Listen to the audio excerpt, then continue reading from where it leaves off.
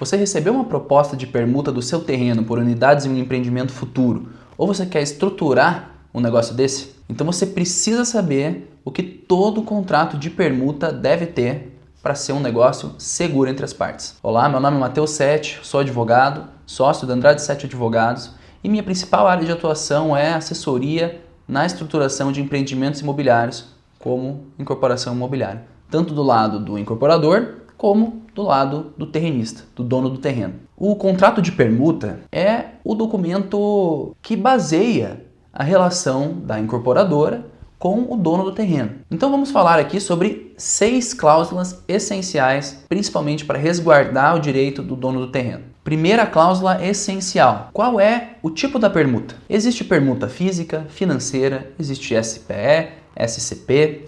A gente tem um vídeo aqui no canal explicando exatamente com detalhes cada um desses modelos. Mas o fato é que eles são diferentes. E cada tipo de permuta, seja uma permuta física, financeira ou a constituição de uma sociedade, sociedade de propósito específico ou sociedade em conta de participação, SPE, SCP, exigem cuidados e previsões, um modelo contratual diferente. Mas por incrível que pareça, é comum aqui no escritório a gente ver contratos que misturam as coisas. Por exemplo, falar em remuneração do terrenista com base em percentual do VGV, que é uma característica clara da permuta financeira, e ao mesmo tempo dispor sobre escolha de unidades, quais unidades vão ficar com o terrenista, quais vão ficar com a incorporadora, que é uma característica das permutas físicas. Esse tipo de confusão não é trivial, porque ela leva a inconsistências no negócio que gera insegurança e potencial para conflito. Segunda cláusula essencial: prazos. O terreno vai ser dado à incorporadora. Qual é o prazo para ela ter o alvará de construção, caso ela ainda não tenha? Qual é o prazo para registrar o memorial de incorporação no cartório e fazer o lançamento, poder começar a vender as unidades? Depois do lançamento, tem um prazo para ela concluir as obras?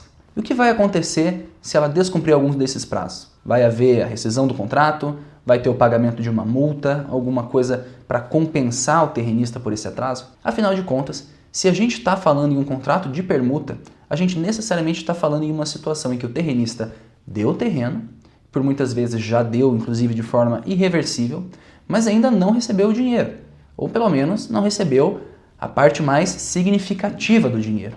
Então é importante que ele tenha alguma previsibilidade sobre quando ele vai receber e o que vai acontecer se isso atrasar. Terceira cláusula essencial: como o dono do terreno, em caso de permuta física, vai escolher as unidades que vão ser atribuídas a ele. Nem todas as unidades de um prédio têm o mesmo valor. Então é muito importante, na hora de escrever o contrato, a gente já saber como o terrenista vai escolher as unidades. O terrenista não pode ficar em uma situação em que um incorporador vai escolher as unidades para ele ou que as unidades vão ser atribuídas de maneira aleatória, porque isso pode ser ruim tanto para o incorporador como para o terrenista. Então existem métodos já, inclusive, consagrados pelo mercado, de como escolher essas unidades de maneira que não fique oneroso para ninguém, de maneira que seja justa.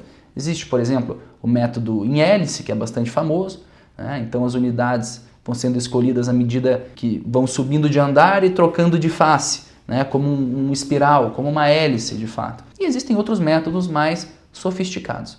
Mas o importante é que o contrato dê clareza e dê previsibilidade quanto a isso. Quarta cláusula essencial é como e quando o terrenista vai poder vender as unidades que foram atribuídas a ele. No caso da permuta financeira, é também importante definir como e quando ele vai receber o percentual do VGV que foi atribuído a ele. Quando a gente fala de venda das unidades, toda incorporadora, quando faz o lançamento, tem uma estratégia de como elas vão ser vendidas, de qual vai ser o preço, qual vai ser o público, como elas vão ser anunciadas, quais são as imobiliárias parceiras, quais vão ser os canais de venda.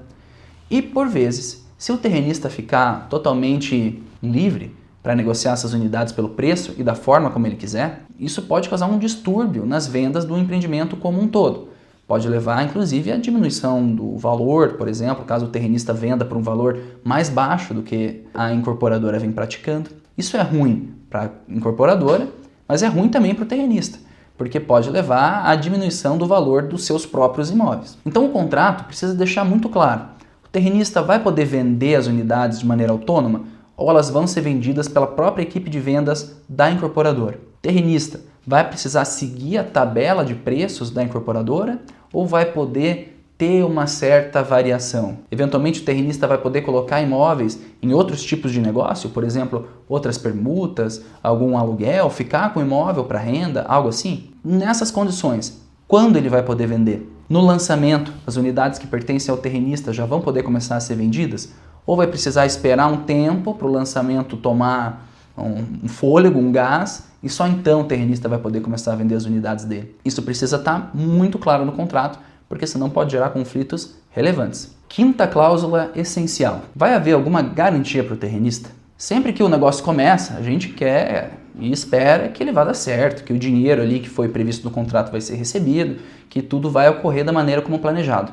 Por vezes, problemas acontecem no caminho e é importante que o terrenista saiba se ele vai ter alguma garantia de receber aquele valor ou não. Há diversas possibilidades. Pode haver uma garantia real, que é a colocação de um outro imóvel como garantia, pode haver um seguro permuta, isso existe, e pode haver diversas outras possibilidades ali que o mercado já aceita, que são praticáveis e que são válidas.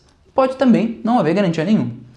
Claro que isso vai se refletir no preço e precisa estar claro no contrato que não existe uma garantia ao terrenista. Sexta cláusula essencial. E se tudo der errado? E se a obra não sair? E se a incorporadora tiver um fracasso comercial?